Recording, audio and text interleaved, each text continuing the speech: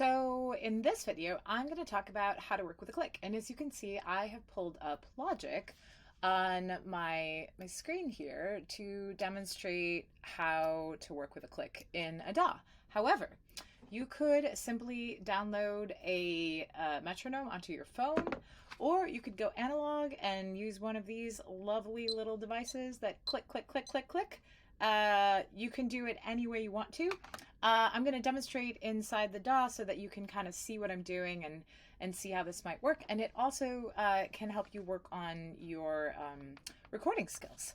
So the first thing I'm going to do is there's a metronome up here at the top, okay? And then I'm going to push play so you can hear it. So what I'm going to do is I'm going to record a major scale playing to this click. And I have this set to give me 2 bars of intro so that I have time to get my keyboard. I've got a little MIDI keyboard here. Here we go.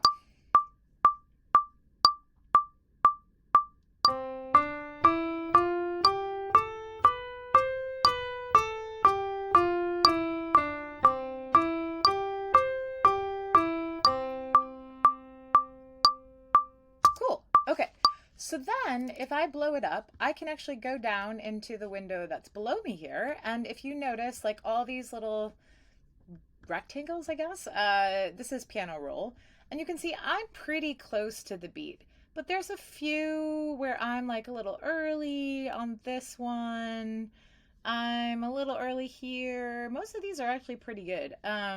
But let's say I want them all to be the same. So I can hop over to this little thing and I can, if you watch, they're going to move. Boom. Oh, cool. So now they're perfect, quote unquote. And like it or not, a lot of music gets recorded to the click and to the grid. This down here is called the grid. And if you multi-track, you're usually playing to a click and recording to a grid, which actually helps you line up a lot of things. So I'm going to now play some chords to this. So I'm going to start the click again. I'm going to start this a little past here. It's still going to give me 2 measures, and then I'm going to play some chords. I'm going to do a 1, 4, 6, 5 chord progression. So.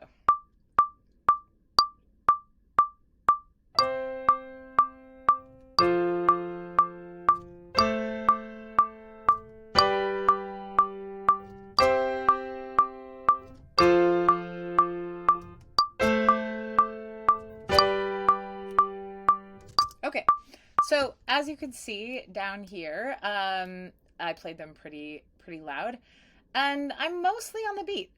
This one over here at measure 17, I intentionally played wrong, so you can really see what happens. If I select all of these and I hit quantize, if you watch where measure 17 is, you'll see it shift, and it shifted there. It shifted to the nearest grid, but that isn't really where I want it. I want it to be on 1, and so I can actually select all these notes and then move them, and then what happens is it sounds like this.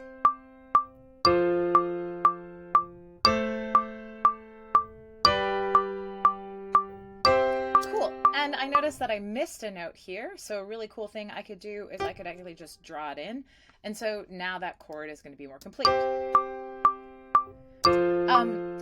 And when we first start, I think a lot of people get oh, that's cheating, and yeah, but it also saves time, and sometimes you just need to get things down and get things working, and especially for students who are learning, it can really help them feel good about what they're making because it sounds good. So you can also play melodies to this. And I'm going to do Twinkle Twinkle because it's in public domain. So here's that.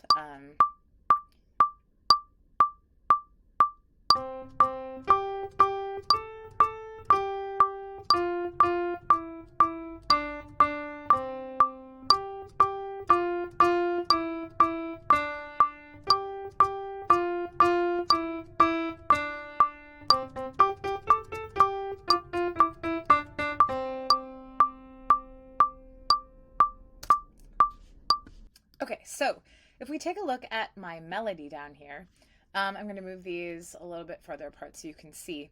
I'm pretty close to being accurate. There's a few where I'm a little early, And these where I sped it up like halfway at the end just because it was fun, I'm a little off. So again, like I can go in here, and I could move them over manually like this and they'll align, or I can just select them all and quantize them and they'll move over. And now, like when I go to that fast part,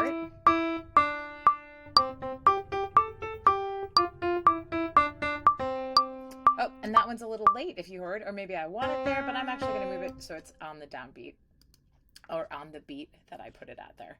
So it's just things to kind of check out and use to your ability. It's going to help you improve your time. It will help you be able to see where you're rushing and where you're kind of like back phrasing.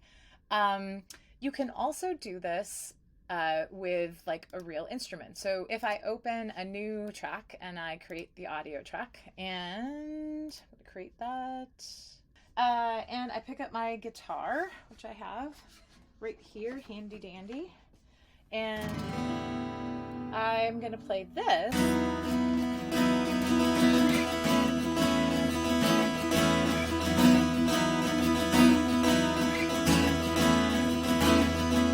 So I'm going to play that, but I'm going to play it to a click. And I'm going to change the tempo up here at the top to 174. Now this will adjust on my MIDI and it'll play it really fast. So we're going to mute that because, yeah, you wouldn't do that in a regular recording. You would keep the tempo all the same. I'm just showing like for examples. So I'm going to hit record and then I'm going to play this and you'll see what happens.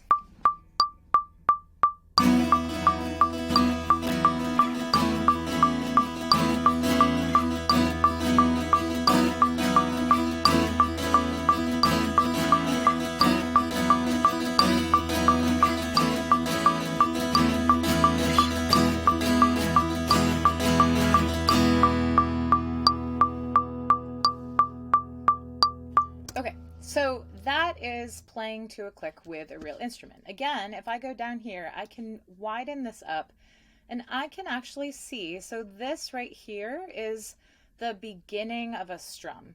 And you can see that I'm pretty darn close. I'm lining up with these lines in the grid.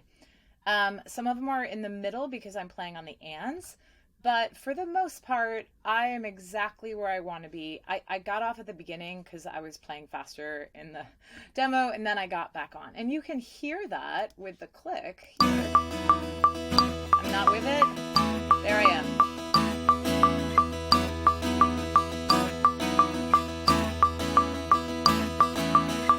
So working this way can actually really improve students as well as your time recording, because you get a kind of, there's actually like visual feedback for what you're working on so that you can really like see where those things are and where you're speeding up and slowing down. So it's a really great tool to work on your time, and everybody needs good time. It is not the drummer's responsibility to keep good time. It is everyone's responsibility to keep good time.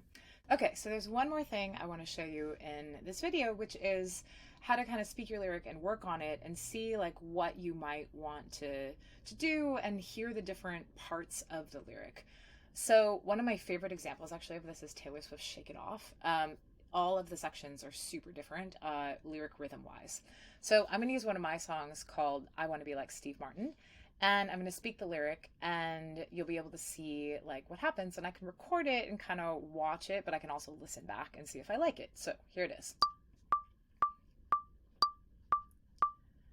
If I work harder than anyone and keep on digging to the bone, outwit, outlast, outplay, then maybe I won't feel alone at the end of the day. 'Cause it all starts with one foot up the mountain higher than the other. But if I make it to the top, will I just want to keep on climbing to the next highest peak? 'Cause it's 10 years, day by day, hour by hour, and minute by minute. I want to be like Steve Martin. 2, 3, 4. So that's like verse, pre-chorus, chorus, or you could hear it like as the big chorus, but I kind of hear this as verse, pre-chorus, chorus, where all the rhythms are different. The ba ba ba ba ba ba ba ba ba in the verse, and ba ba da ba da da ba da da, and then ba da da da da ba da da da da ba da da da da. So each one of those creates an identity for each section of the song, even without music to go along with it. So have fun with this. Go exploring. Work with a metronome. I know you'll be really frustrated. You'll probably want to throw your metronome across the wall, just like me. And it'll probably be really horrible at the beginning, honestly. But it will get better. So just slow it down if it's too fast, and you'll be able to like line up and then work on your skills. Have a great time.